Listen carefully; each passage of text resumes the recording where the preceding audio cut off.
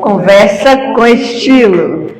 E o nosso tema de hoje é a violência doméstica, tá? A Lei Maria da Penha, que foi criada em 2006, agosto de 2006. Então, com o objetivo de quê? De enfrentar e prevenir a violência doméstica contra a mulher, estabelecendo medidas de apoio e segurança. Essa legislação abrange a violência física e a violência psicológica. Ou seja, sexual, patrimonial, emocional, moral, todas as violências que uma pessoa pode sofrer. Quando se fala sobre violência doméstica, hoje abrange ambos os sexos, né? Sim. A gente não vai enfatizar só a questão da mulher, que hoje também a gente vê altos índices, né, de violência doméstica também contra o homem. Sim. Tá? Então a gente não está aqui para ficar apontando estereotipos, vamos dizer assim, né? Sim. E muitas vezes a pessoa não sabe identificar que ela está vivendo ou passando por uma violência doméstica. Ela acha que é normal. É porque, na verdade, a violência doméstica ela já vem é cultural para algumas pessoas. Em alguns níveis sociais, essa violência doméstica ela é cultural. Então, por isso que se torna tão difícil de identificar, porque você já está tão acostumado a conviver com aquela violência. Muitas vezes você é criada num lar violento, onde as palavras de agressividade, as palavras de desrespeito, as palavras de humilhação, de opressão, elas são tão constantes na sua criação que você cresce achando que esse tipo de comportamento ele é comum, ele é normal. Então, por isso que às vezes se torna tão difícil de você conseguir identificar isso dentro da sua relação e aceitar isso como um tipo de violência. Sim. E ele já pensou, se eu passei, ele vigia ou controla o que você faz o tempo todo, é bom você observar dentro do relacionamento. Porque assim nós estamos livres. A gente casa, a gente namora, noiva, enfim. Mas você tem sua vida, sua liberdade de ir e vir. Como se diz, o livre-arbítrio, né? Então você vai trabalhar, você vai praticar uma atividade física, enfim. E muitas vezes aquele parceiro ou aquela parceira também super, hiper controladora, quer controlar cada passo que você dá. Aí você está onde? Manda a localização. Que demora é essa? Você vai no salão fazer uma unha, alguma coisa do tipo, muitas vezes vai e fica esperando na porta. Então a pessoa acaba que ou normaliza aquilo demais, ou vive com aquele incômodo, porque sufoca, a pessoa deve se sentir sufocada. É porque, na verdade, a violência doméstica, ela não acontece de um dia para o outro, tá? Existem estudos que relações tóxicas, relações violentas, elas não começam de um dia para o outro, não é agora, em um determinado momento ele acordou e ele achou que ele poderia gritar comigo, ele achou que ele poderia me empurrar, ele achou que ele poderia me desrespeitar, ou que ela poderia fazer isso com ele. Na verdade, quando a gente vai estudar sobre violência, agressividade, posturas de desrespeito dentro dos relacionamentos, a gente descobre que esses relacionamentos eles já apresentavam esse tipo de comportamento anteriormente. Então, enquanto se namorava, enquanto estava se conhecendo, essa pessoa já apresentava posturas grosseiras. Mas muitas vezes a gente está tão acostumado a justificar aquilo. Ah, não, é porque ele estava estressado. Ah, não, é porque ele é assim mesmo, esse tipo de homem mais macho mesmo, mais bruto. E quando a gente menos percebe, a gente só consegue enxergar a grandiosidade dessa violência quando ela já chega a pontos extremos. Tá? Então, o que a gente percebe? A gente percebe que existe uma falta de percepção da sociedade acerca da violência e uma aceitação desta violência por parte de algumas pessoas. Porque, assim, a gente vem de uma sociedade extremamente machista, mas existe uma cultura da violência que a gente não percebe. Existe uma cultura do domínio, uma cultura do desrespeito, uma cultura do domínio do homem sobre a mulher, uma cultura quando a gente fala da questão do ciúme, a questão desse controle, que o homem pode fazer todas as coisas, mas a mulher, ela tem que estar dominada e controlada de acordo com aquele modelo em que as relações acabaram estabelecendo.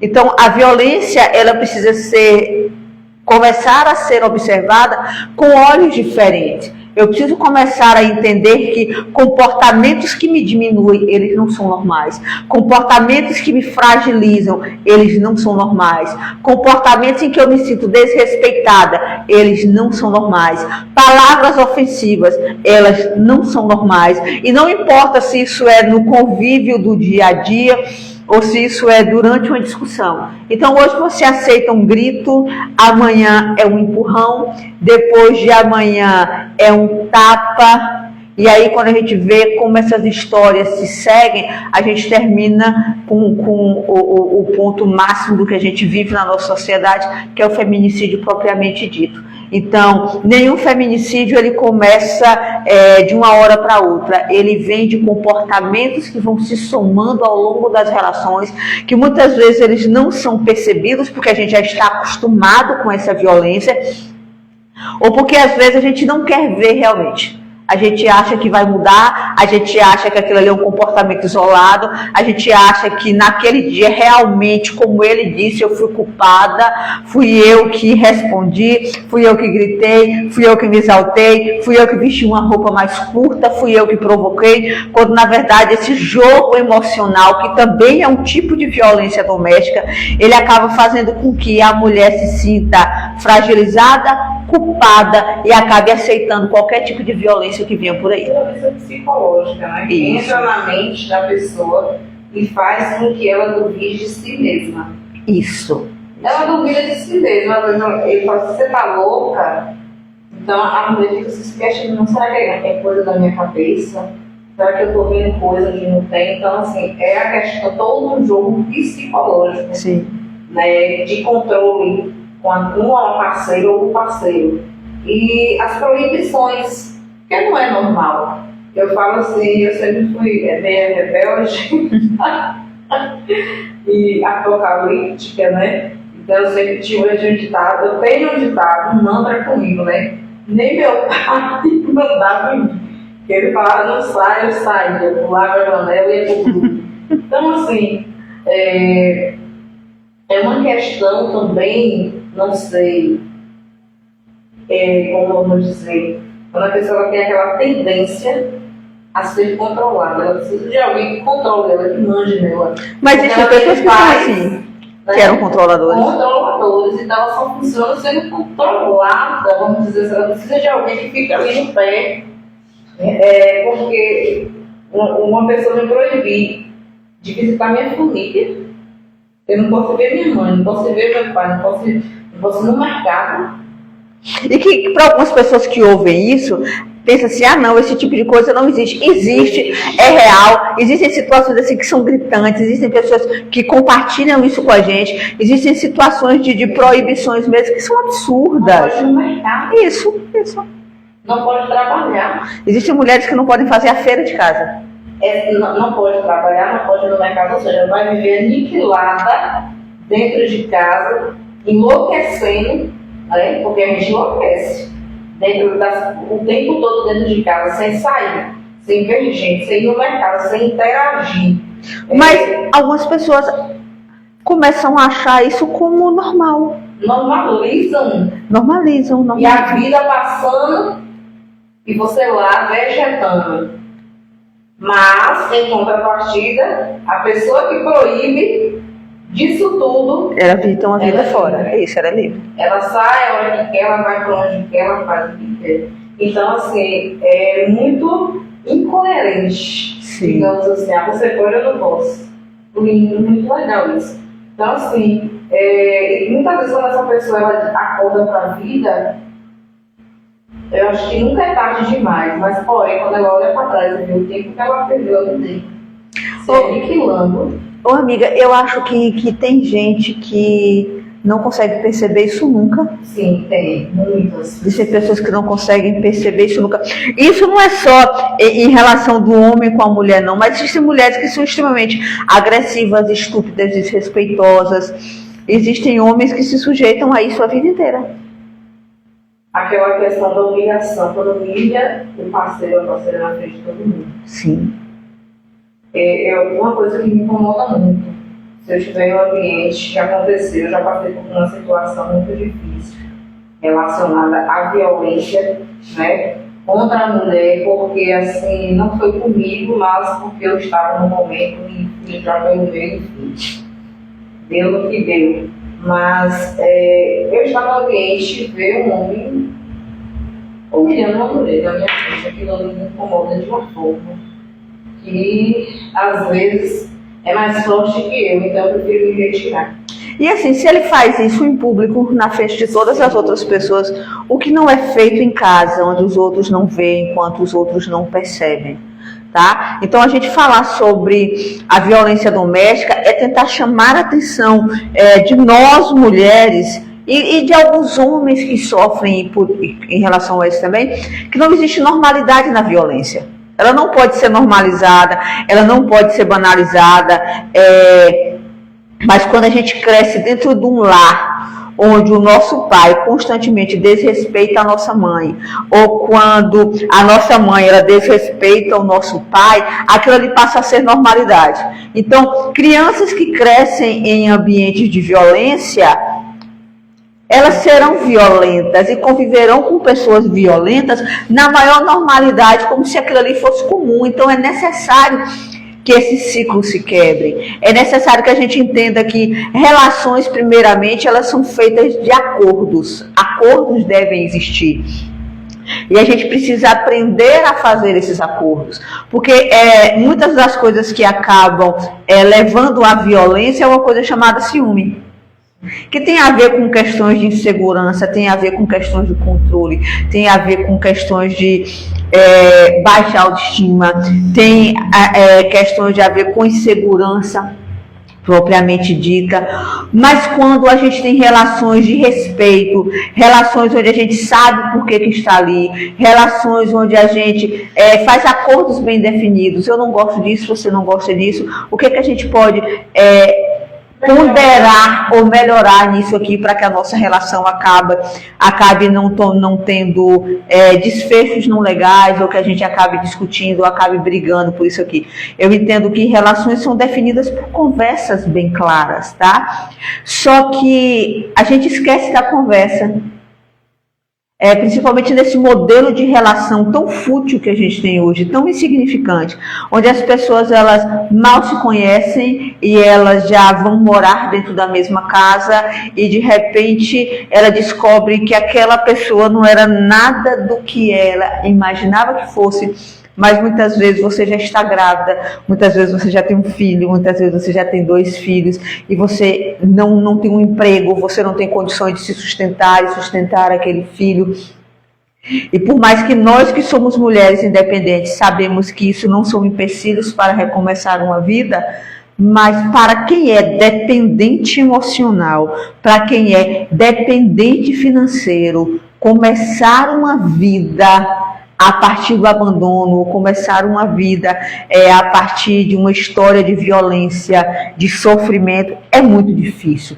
Não vamos entrar nesse discurso bonito de que qualquer pessoa pode sair disso aí a partir do momento em que ela queira. Realmente, qualquer pessoa pode sair de um ambiente de violência a partir do momento em que ela queira, mas mesmo querendo, ela precisa de uma rede de apoio que se comprometa a ajudá-la nesse processo. Porque o que a gente vê é o seguinte: a Lei Maria da Penha existe, como a gente viu, mas a maioria das mulheres que morrem por feminicídios, quando você vai ver, elas já tinham dado várias queixas, essas mulheres elas já tinham medidas protetivas, essas mulheres elas já tinham passado por diversas situações de violências anteriores, não é o primeiro momento de violência.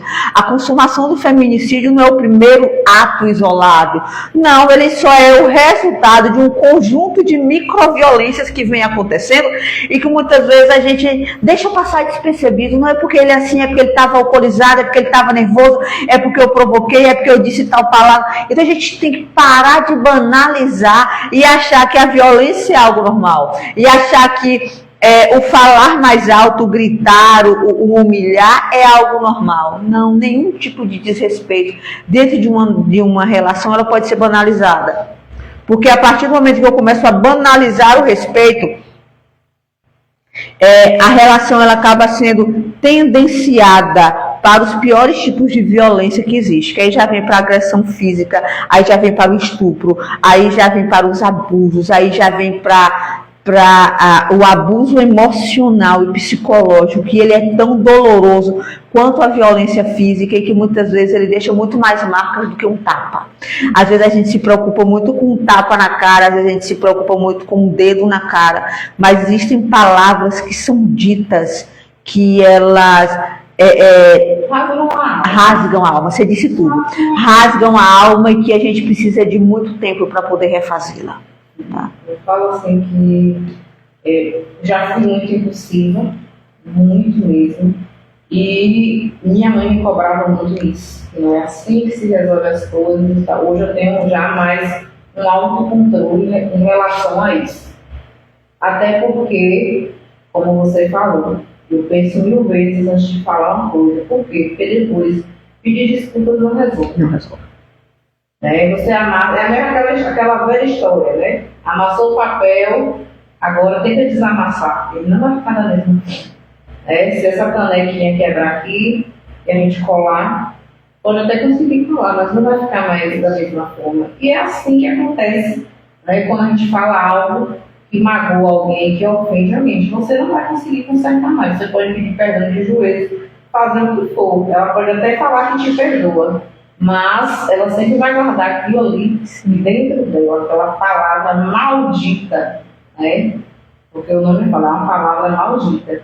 E essa questão toda de quebrar um objeto seu, porque esse celular, quer o seu celular, está conversando com quem? Pega uma roupa, não quero que você saia com essa roupa, rasga sua roupa, rasga, enfim. É violência doméstica, ninguém tem o direito. É um perfume, porque você chegou no lugar e falou, ai que perfume gostoso, ele chega em casa e ele quebra seu perfume. Você vai para onde assim? Parecendo uma roupa. Parecendo uma. Isso. Entendeu? Então, assim, aconteceu recentemente aí, né, na internet, bombou no Instagram o advogado que agrediu uma namorada. Sim. E vazou os áudios dele falando, né? Ela sofreu uma violência doméstica. Sim. Ele falando que ela estava usando uma roupa de cu para ir para. Acho que ela saiu da academia e foi na oficina, uma coisa assim. Como é que vai na oficina com a roupa dessa? Então, assim, é difícil a pessoa não ficar abalada psicologicamente. Começa a entrar. Eu estava olhando, observando uma pessoa. Né? Então, assim, o que eu observei, quando essa pessoa ela tá com o parceiro, o brilho dela apaga. Ela se veste como uma velha assim, sabe? Porque, vamos dizer, uma senhora, não vou colocar essa palavra aqui, se veste como uma senhorinha toda comportadinha, se cobrindo toda. E diferente de quando ela está solteira, sem essa pessoa. O quanto ela fica sem brilho perto dessa pessoa. Mas ele não proíbe.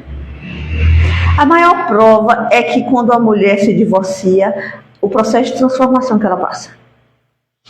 Verdade. O processo de liberdade, o processo de liberdade, o processo de reencontro, porque ela vai se perdendo dentro da relação e vai se anulando por palavras, porque, por exemplo, para ele chegar àquele modelo de violência que os vídeos rodaram o país inteiro, um advogado conhecido, blogueiro de rede social,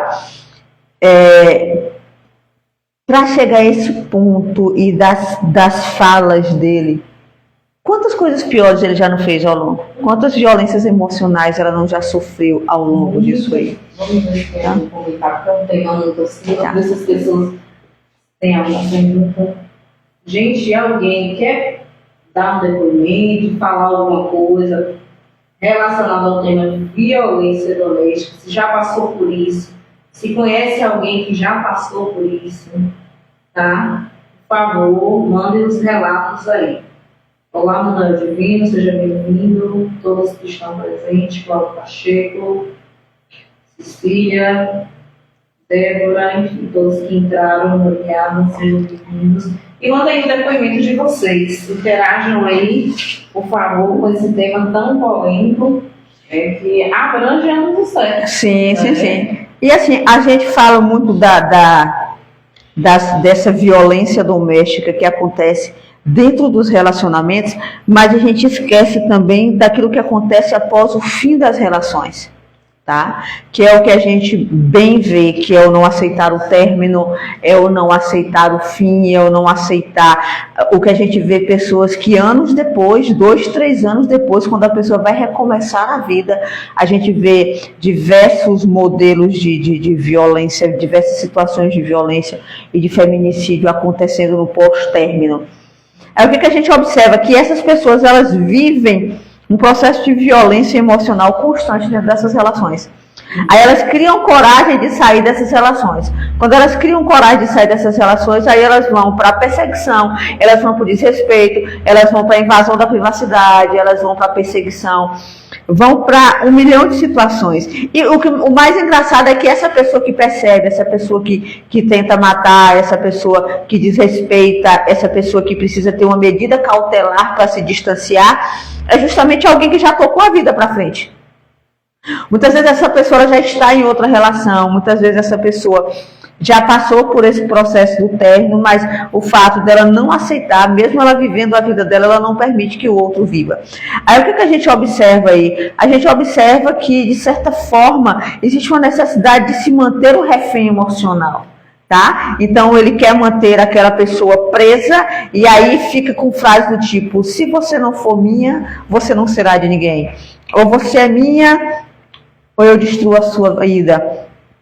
Ou eu destruo a vida dos nossos filhos. Se não ficar comigo, você não fica com mais ninguém. Ou se você não ficar comigo, eu vou tomar os nossos filhos. É um nível de desequilíbrio, qualquer desequilíbrio tão grande, tão gritante, que muitas vezes esse parceiro, ou essa parceira, não respeita nem os próprios filhos. Sim, sim, sim. Quantos feminicídios aconteceram na frente dos próprios filhos?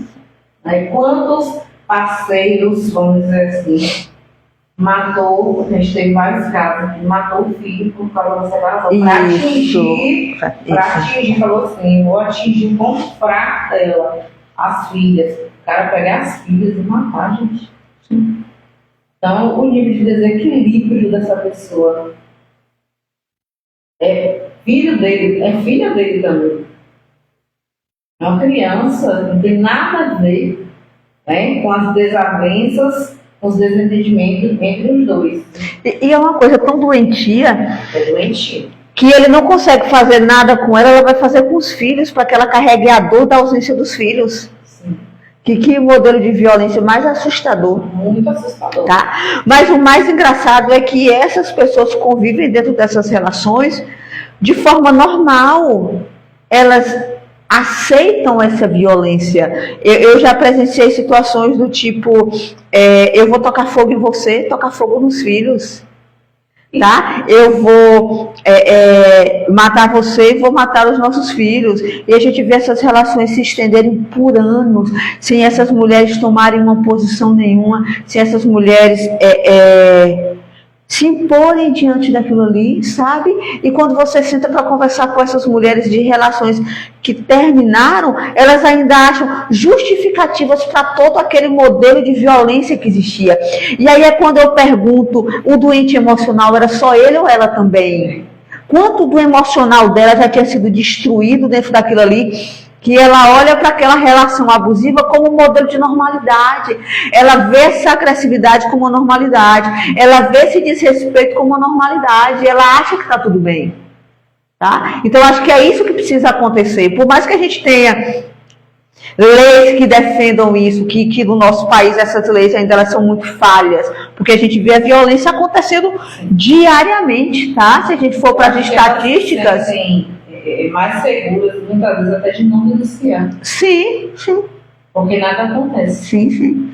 Outra coisa, se sentem mais seguras de não denunciar, elas já entendem aquele padrão de violência como normal, porque as mães apanhavam dos pais, as avós apanhavam dos avós, os avós tratavam as avós com desrespeito, os pais tratavam as mães com grosseria, mesmo que não batesse, mesmo que não desse um tapa, mas as palavras de desrespeito, os gritos dentro de casa, a violência física, a violência emocional, a violência financeira, que é aquela em que a mulher, até para comprar um absorvente, ela tem que pedir ao marido, tá? Até para comprar uma calcinha, ela precisa pedir ao marido, porque ela não pode trabalhar, mas ele também não tem respeito financeiro por ela.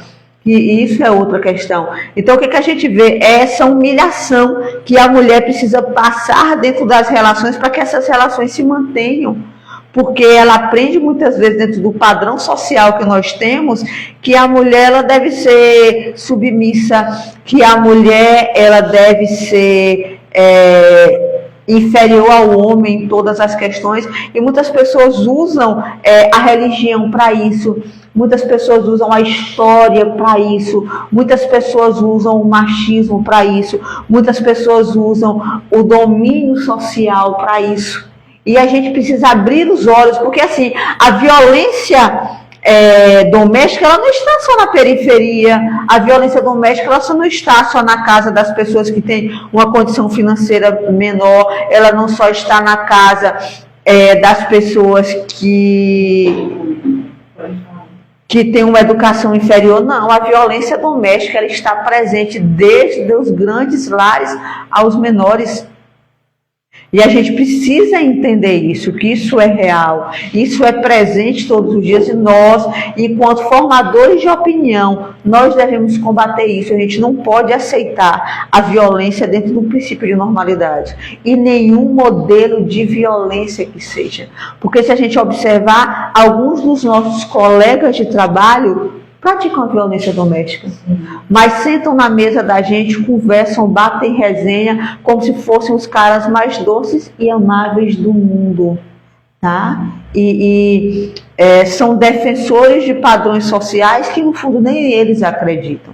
Então a violência doméstica ela tem muito a ver com um discurso vazio de moralidade, um discurso vazio de respeito, um discurso vazio de controle, de sustentação, que muitas vezes a gente se permite viver isso. E eu vejo muita gente inteligente, muita gente estudada, sendo controlada, sendo dominada, sendo subjugada, simplesmente para manter um padrão social. Para que as pessoas olhem e digam, olha como fulano de tal vive bem com fulana, como eles são felizes, mas quando a gente vai descobrir a fundo, a gente não tem noção do padrão familiar que vive dentro daquele lar.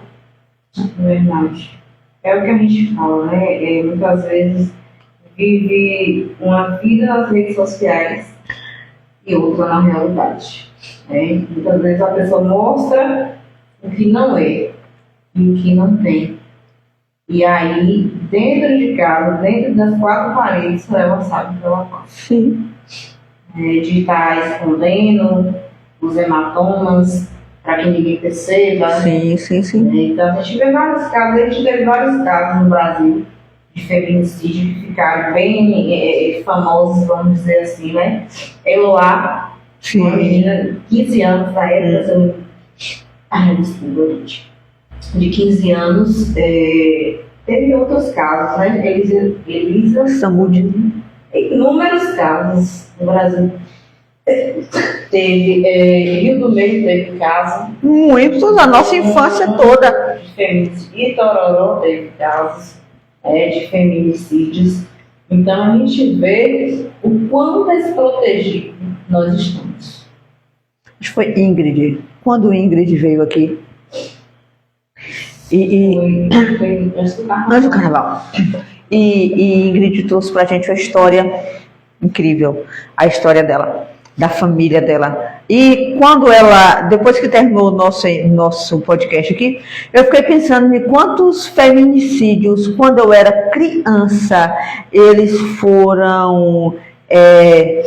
eu ouvia comentar dentro de casa, eu era criança, mas eu ouvia comentar. E eu tenho essas memórias desses fatos que aconteceram e que parecia que era tudo muito normal. Ah, fulano de tal matou a mulher, fulano de tal matou a prostituta que ele tinha um caso. Não sei se você já viu histórias desse tipo, porque aqui a gente tinha o Guarani e tinha quantas mulheres não foram assassinadas ali por homens casados, homens que tinham suas famílias, mas que viviam aquelas relações extraconjugais e parece que a esposa era mais importante do que aquelas prostitutas e elas eram assassinadas da forma mais desrespeitosa possível. E eu lembro de um fato que aconteceu quando eu era criança, é que uma dessas mulheres, eu ouvi da boca dessas mulheres, ela pedindo a alguém, que eu não vou dizer quem é, que fosse testemunhar, fosse ser testemunha no fórum, no julgamento dele, como ele era um homem bom e tal, e tal, e tal, e tal. E aquilo ali me marcou, foi uma das coisas que me marcou, porque eu fiquei pensando, ele matou outra mulher, e ela, como esposa dele, está aqui pedindo para que alguém seja testemunha de defesa para defender este cara que matou outra mulher de uma forma tão cruel, porque na época foi um absurdo a forma como aquela moça foi assassinada. Mas a gente entende que a violência se torna normal dentro de um padrão de amor, que a gente julga ser amor, sabe? Ele pode matar outra lá fora, ele pode desrespeitar outra lá fora, mas aqui dentro ele pode continuar sendo o meu marido, o amor da minha vida, sabe? São coisas assim bem, bem gritantes, porque a gente acaba aceitando a violência na casa do outro como algo normal. Na vida do outro como normal. Eu lembro de eu era adolescente já, no meio. Tava dando um rolê nas ruas, né? E aí até com a prima minha. Quando a gente ouviu os tiros, bem, não foi perto da gente, mas a gente ficou meio assustado, sem saber de onde correr. Aí viu o movimento todo em direção, né? Ao barracão ali da feira, em diante ali, tinha um salão. E aí, nesse salão, a mulher estava arrumando o cabelo, porque ela tinha decidido separar dele e ir embora. Estava arrumando o cabelo para ir embora no outro dia, era de noite. Estava à noite. E ele, simplesmente, no salão pequeno, só estava ela e a cabeleira, ele entrou, atirou nela e matou ela. E ele foi preso? Não. E ele respondeu por isso? Então, sempre foi muito normal. A gente sempre achou isso como muito normal, porque era na casa do outro. A gente sempre achou isso como, é só briga de marido e mulher, ninguém mete a colher, uma coisa que a gente sempre ouvia. E o que a gente percebe? Que nessa conversa de briga de marido e mulher, ninguém interfere, ninguém ajuda, ninguém tenta ajudar. Não sei se foi emocional nesse filme que eu vi. A gente chamou o SAMU. Foi próximo à rua que eu morava, a gente estava bebendo e tal, e aí a gente começou dos gritos, né, de briga de um casal, e aí bate, choro de menino pelo meio, né, e todo mundo falou, agora arrumar a porta. Aí os homens arrumou a porta, a gente entrou, a mulher estava caída, né, no chão, com a cabeça aparentemente, como ele tinha levado uma pancada, estava sangrando, os filhos tudo chorando, assustados. O parceiro tinha agredido ela, e aí a gente chamou o SAMU, se não me engano, Jéssica estava nesse dia. E aí ele trouxe, né, para que Tororó, o pai dela veio com ela. Enfim, depois de um tempo ela se separou dele, mas a questão da violência doméstica. E o quanto os filhos eles crescem traumatizando. E se não for trabalhado isso, eles repetirão o padrão de violência, porque para eles é normal. E sabe o que eu acho engraçado? É que a gente não está falando, a gente está citando casos de quando a gente era criança, de quando a gente era adolescente, de 20, 30 anos atrás. Mas quando eu falo dessa questão de pessoas que convivem com a gente no dia a dia, essa semana eu ouvi alguém dizendo que a filha sofria violência doméstica por parte do marido, mas que ela não denunciava e que ele não tinha coragem de denunciar, porque ele disse que se denunciasse que ele matava a filha e os pais da esposa. E tudo segue muito impune. Muito impune. Quem poderia fazer a denúncia se recusa a fazer. Por medo. Por medo. Os vizinhos acontecem por medo. Ah, porque eu não quero me meter. Ah, é porque é briga de marido e mulher. Estatísticas. Isso. Né? E também a questão não só ela, agora tem a questão dos pais. Dos pais. Então ela não quer ser responsável que aconteça algo com os pais. E aí ela fica aniquilada ali, sabe quando você não tem para onde correr? Sim. E a gente acaba omitindo tudo isso. Nós, enquanto sociedade. Isso. Ela não baixa uma saída. Por quê? A falta de segurança. Porque muitas vezes vai lá, dá a queixa do cara, tudo, e nada acontece. Ele está solto, ele pode a qualquer momento, né, te empurrar lá em algum lugar, fazer uma emboscada para você, e muitas vezes nem a emboscada acontece mais. A pessoa chega aqui pouco no seu trabalho, como aconteceu um caso aí no centro de cidade aqui do Brasil, que o cara chegou na loja e matou a ex-mulher dentro da loja. Pois é. E quando você vai ver, são relações de anos que terminaram, quando a gente vê assim.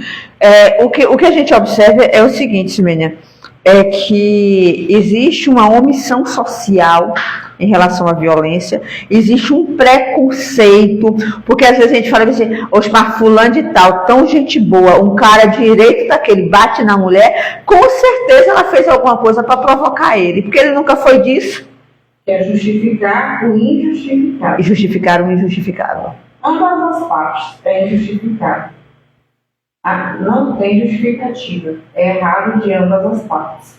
Né? Vamos deixar claro aqui também, porque às vezes a mulher é muito agressiva. Isso. O cara é até calmo, vamos dizer assim, se segura bastante para não cometer nenhuma besteira, só que muitas vezes ele acaba perdendo também as estribeiras, né? E quando ele perde, acabou, não tem justificativa, não existem justificativas para a violência. Isso, entendeu? Então, assim, é uma situação muito difícil. Que a gente também não pode deixar de dar ênfase nessa parte, não justificando, porque não se justifica. Mas não é que provocou uma ação, levou a outra reação. Isso. Essa ação aqui levou a pessoa a reagir dessa forma. É errado, mas reagiu. De tanto apanhar, decidiu, vamos supor, se dava para ficar com ele, que ela também não chega. E acaba acontecendo uma tragédia muitas vezes, né? Quando ele volta em si, que viu a merda que ele fez, já não tem mais conserto. Não tem mais conserto. Agora, o que a gente bem vê em algumas situações e que acaba criando esse preconceito social é que, às vezes, as vítimas de violência, elas voltam para casa do mesmo jeito. Muitas delas ou deles retornam para casa do mesmo jeito.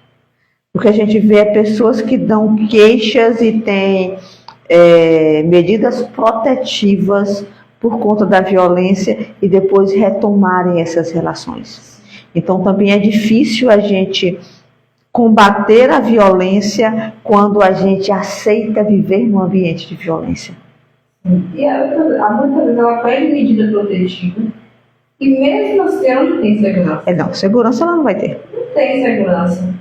Quantas vezes a mulher vai na delegacia e ela ouve das pessoas que trabalham na delegacia: se eu fosse tu, não dava queixa não. Não dá nada não. Então assim, se o próprio profissional ele não acredita no trabalho dele. Já aconteceu da gente mandar chamar a polícia para um caso de violência dentro do pronto-socorro e a mulher foi agredida e o policial tentar convencer a mulher a não ir na delegacia da queixa. Eu fiquei parada assim olhando para a cara dele. E ele arrumou 1 milhão de justificativas para não ir, para que ela não levasse a queixa adiante, entendeu? E são absurdos, é você retirar do outro o direito de defesa, é você retirar do outro o direito da proteção, é tirar do outro o seu direito de ir e vir. Tá? Então a gente tem que ter muito cuidado para não sermos propagadores da violência, muito cuidado para não justificarmos a violência, porque muitas vezes nós estamos justificando a violência, muitas vezes nós estamos justificando relações falidas que são fadadas ao fim, mas que são empurradas por medo, por controle, por domínio, tá? Que é o que a gente bem vê e o que a gente acaba alimentando, porque muitas dessas pessoas, elas nem querem o outro, elas não querem. Muitas dessas pessoas, quando você vai ver, elas têm diversas relações extraconjugais, elas nem querem mais manter aquela relação, mas ela quer simplesmente ter o controle. Ela quer simplesmente ter o domínio sobre aquilo. Ela quer simplesmente que a pessoa se sinta afetada, incomodada, fragilizada diante daquilo. Para algumas... que ele comete essa violência doméstica com 2 mulheres ao mesmo tempo. Ele consegue dominar as 2. Isso. Porque nenhuma e nem outra tem uma atitude. Fica as 2 ali sendo refém daquela violência.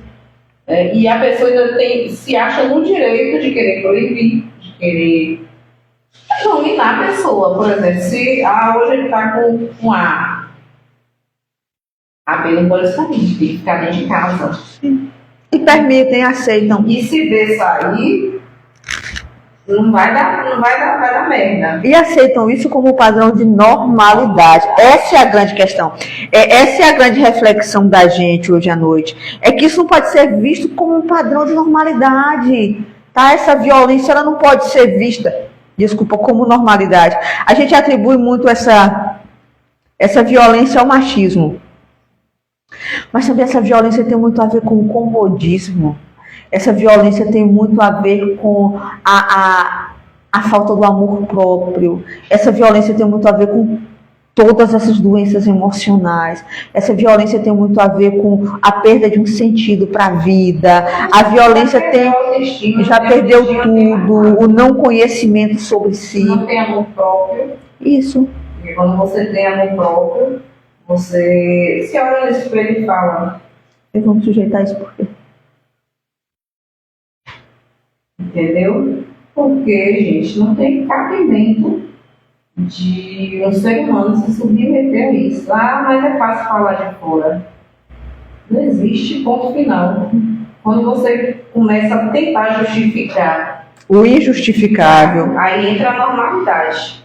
Você acha que é normal. Sim. Mas não se justifica. Não existe, acabou. Então, eu falo assim, quando eu me identifico muito com o Cleo para ser pragmática, é 8 ou 80. Ou é ou não é. Ou um ou outro. Que é o que a gente sempre fala, hoje eu aceito o grito. Hoje eu aceito o grito. Amanhã eu aceito o empurrão.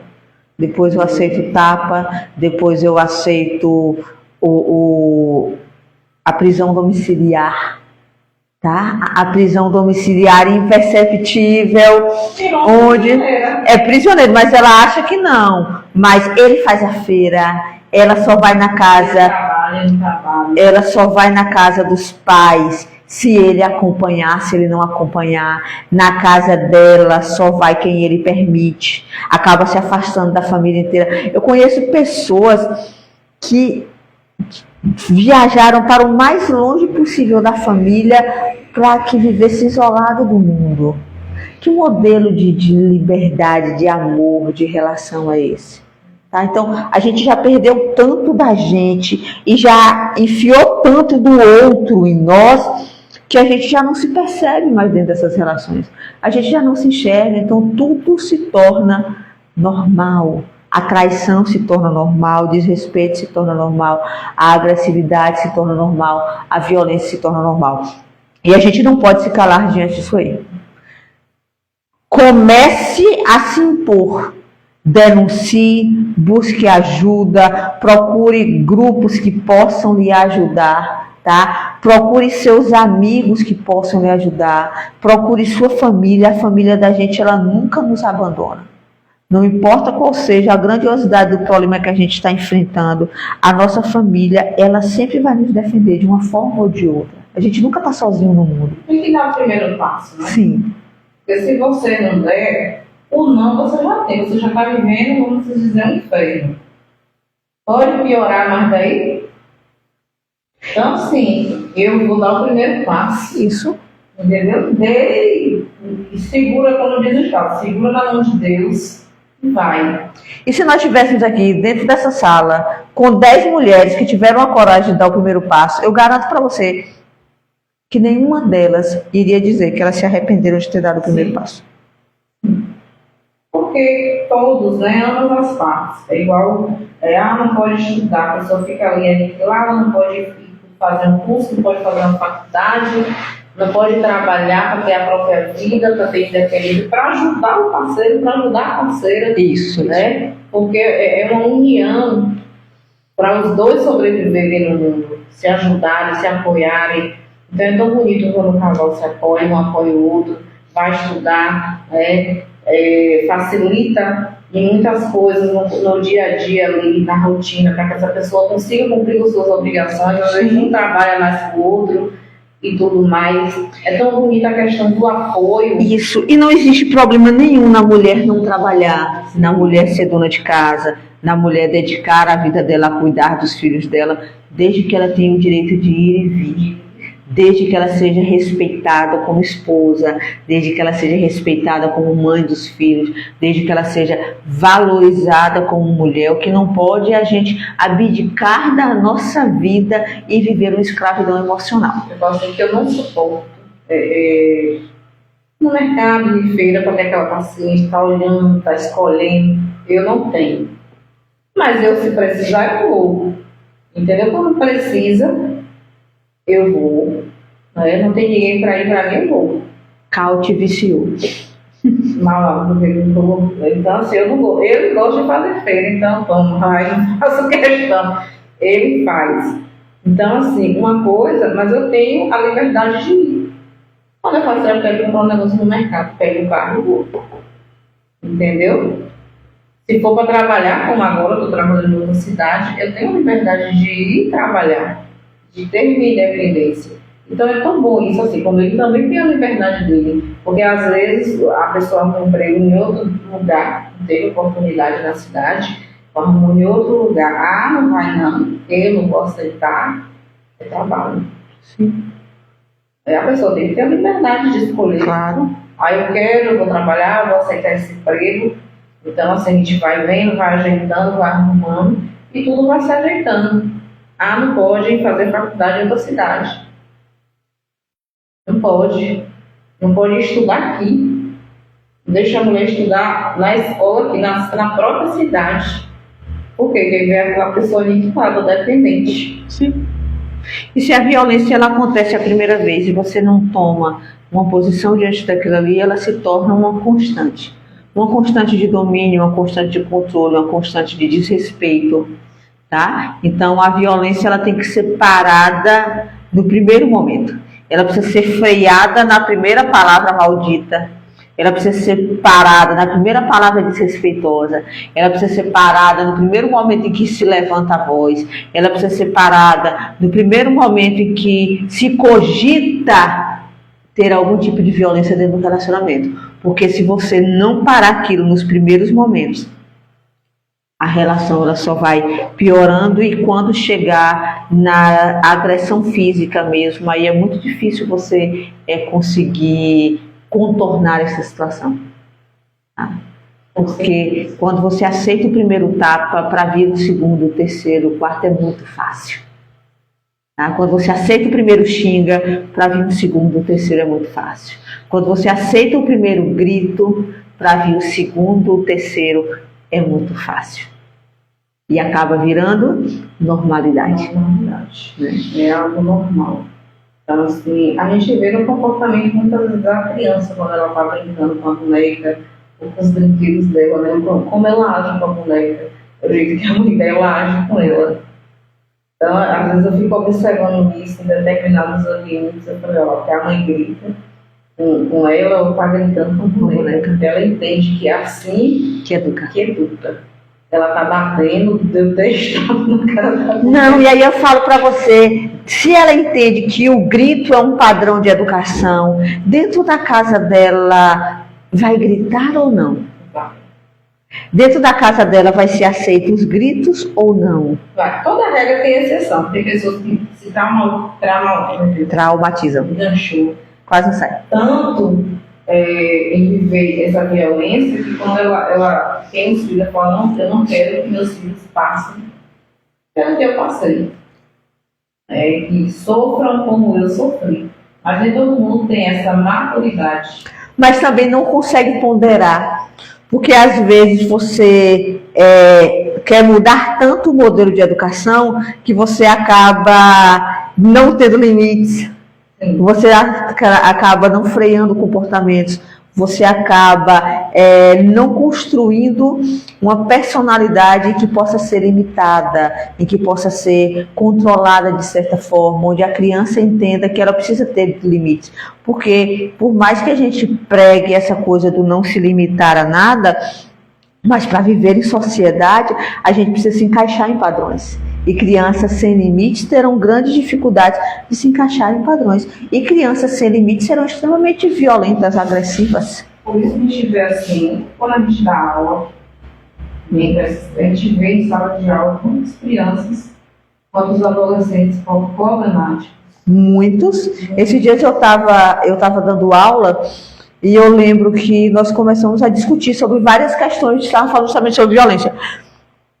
E aí alguém falou sobre o estupro, e aí nós começamos a discutir sobre várias questões em relação ao estupro, como ele acontece, a permissividade, o modelo, as questões sociais que acabam envolvendo isso aí, o fato de você não ter coragem de denunciar. Várias discussões sobre isso. De repente uma menina levantou e saiu correndo da sala. E aí a gente continuou a conversa, mas eu não entendi porque ela saiu da sala. Aí depois um dos colegas falou, não, professora, foi porque ela já foi estuprada.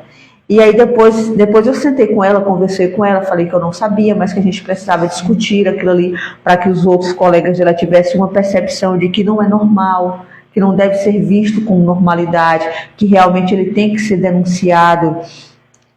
E se a gente pensar que sexo dentro do casamento ou dentro de um relacionamento sem consentimento, ele é estupro, é violência, tá? Mas a gente age como normal. Eu não quero, mas ele quer. Eu não quero, mas para não ficar me abusando. Eu não quero, mas para não ficar aquela conversa o dia todo. Isso é estupro, isso é abuso, isso é violência. É porque a gente banalizou a violência. O que a gente diz? Mas que a gente aceita como normal, justificativa. Mas eu casei, o corpo dela é meu e o meu é dela, então se o corpo dela é meu, eu posso fazer o que eu quiser. Tá? E aí a gente começa a normalizar, banalizar e arrumar justificativas para todos esses modelos desrespeitosos que dentro da nossa convivência social a gente acha que é normal ter dentro das relações. E quem não se encaixa nisso, quem não aceita nisso, é revoltado, não vai viver com ninguém, isso, aquilo outro, porque entende que não é o estilo de vida que você quer ter. Relações que não têm respeito, reciprocidade, companheirismo, realmente elas não devem existir. Relações que não têm respeito não têm admiração. Relações que não têm admiração não se sustentam. Então é muito fácil a violência domiciliar dentro de lares onde o respeito foi abandonado, a admiração foi abandonada, tudo isso foi abandonado. Onde o homem que você tem fora de casa, você admira mais do que o que você tem dentro de casa. A mulher que tem fora de casa é muito mais admirável do que a que tem dentro de casa. Então a violência ela só é um detalhe de relações extremamente mal estruturadas, extremamente destruidoras e que a gente nem sequer observa a existência delas. Sim. Muitas vezes a pessoa pensa que a violência só é quando é física. Sim. Mas ele nunca me bateu, não. Ele é grosso, mas nunca tocou a mão em mim, não. Mas o seu psicológico está acabado. Isso. Sua autoestima está destruída, porque o tempo todo o seu parceiro me chama de feia, de ridícula, de gorda, não se cuida, mas não te dá um dinheiro para tu fazer a unha, porque tu não trabalha, tu vive para lá, mas aí tu fala, então aqui vai fazer tua unha, faz teu cabelo, quer fazer teu cabelo? Aí quer que a mulher anda arrumada, porque quem é que anda arrumada dentro de casa fazendo as coisas? Porque quem for lá em casa não vai me ver que Deus luta. Eu já ouvi do tipo, ele pode gritar, ele pode quebrar a casa toda, não tocando a mão em mim. Ele pode xingar, pode fazer o que for, pode xingar, pode quebrar a casa toda. Não tocando a mão em mim, nos meninos, é assim que elas dizem. E aí perpetua a violência sempre no não tocando a mão em mim e nos meninos, mas aí ele pode me respeitar de todas as formas possíveis. Muitas vezes esses meninos querem ir embora de casa, sendo que não aguentam mais. Muitas meninas engravidam Para se livrar. achando que vai se livrar, É. né? Assim, eu vou engravidar porque eu saio, vou ter que casar, sair de casa, que eu não aguento mais ver meu pai batendo na minha mãe, ver esse brigueiro todo dia, uma xingação, um xingo o outro, e aquela agressão, não aguento mais, todos os dias. Esses dias eu ouvi de uma mulher extremamente inteligente, que eu admiro muito. Numa dessas crises existenciais, eu ouvi a seguinte frase dela: eu casei para me livrar da minha casa. Aí eu falei, poxa, velho, como é que em pleno século XXI, uma mulher dessa, com uma carreira brilhante dessa, com uma visão de mundo incrível dessa, abre a boca para dizer que se casou para se livrar da família que tinha em casa. Então, como não perpetuar essa violência? Como não perpetuar esse abandono de si mesmo? Porque quem aceita a violência já se abandonou. Se as pessoas que têm a possibilidade de construir histórias diferentes, elas se perpetuam no mesmo modelo de construção. Verdade. Então, é uma situação bem complicada. Sim. Bem complicada, né? Eu falo assim que hoje eu vivenciei uma cena que eu fiquei observando assim, porque são coisas, para mim, são normais. Por exemplo, se você. Hoje eu tinha um exame admissional e estou lá aguardando para fazer. Estou de maior, sou vacinada. Então, assim, não é o primeiro exame admissional que eu fiz. Então, você precisa que alguém vá comigo. Jamais. E teve um momento que eu pensei que o parceiro, ele ia entrar junto com ela para fazer o exame. Quase que ia assinar no lugar dela. Eu em pé, no balcão assinando e ele encostado de junto. Falei, daqui a pouco toma a caneta e assina. E por um milagre ele não entrou junto com ela. Faltou isso aqui, porque não estava apertado, só tinha uma cadeira para a pessoa que vai entrar na sala, ou seja, saiu uma, ela entraria, então não tinha como ficar. Só não foi por isso. Foi assim. Enfim, né? Porque... Como a gente vê pessoas que às vezes vão buscar no trabalho, e às vezes chega mais cedo e fica na porta no carro esperando dar o horário para a esposa sair para ir para casa. Aí você fala assim, mas não é o cuidado de buscar e trazer. Mas quando você observa, muitas vezes está relacionado ao controle, controle que tem sobre o outro. Porque assim, quando você não sabe dirigir, depende da pessoa que te buscar. É diferente. É diferente. Muitas vezes, quando eu não sabia dirigir, eu ligava e ele ia te buscar. E eu falava assim, tal hora você pode riscar aqui que eu já estou saindo. Mas ele chega 2 horas antes de você terminar o seu horário de trabalho e fica na porta ali esperando? Mas a gente acha isso como normal. Entendeu? Muitas vezes eu saía cá fora, não estava indo. Cadê? Eu estou aqui esperando. Então, depois que eu conquistei a independência de aprender a dirigir. De motorista. Agora eu não vou não. Eu vou buscar, não vai. Então, assim, não tem coisa melhor, porque você não precisa ficar ligando para ninguém te buscar, esperando ninguém te buscar, você mesmo vai.